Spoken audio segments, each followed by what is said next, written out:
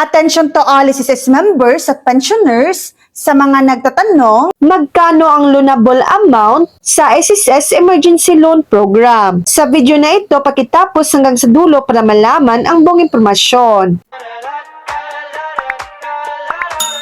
Para sa may 18 to 35 contributions, 50% of the average of the last 12 monthly salary credit rounded up to the nearest 1,000 pesos or the amount applied for, whichever is lower. Para sa may 36 plus contributions, 100% of the average of the last 12 monthly salary credit rounded up to the nearest 1,000 pesos or the amount applied for, whichever is lower. Net proceeds, minimum 1,000 pesos, 100 pesos para sa kasambahay matapos ibawas ang balansi ng naunang loan at iba pang charges. Ano ang repayment terms? Ang kabuuhang loan term ay 30 months, kabilang ang mga sumusunod, 6 months moratorium, 24 equal monthly amortization. Ang pagbabayad ng monthly loan amortization ay magsisimula sa sumunod na buwan matapos ang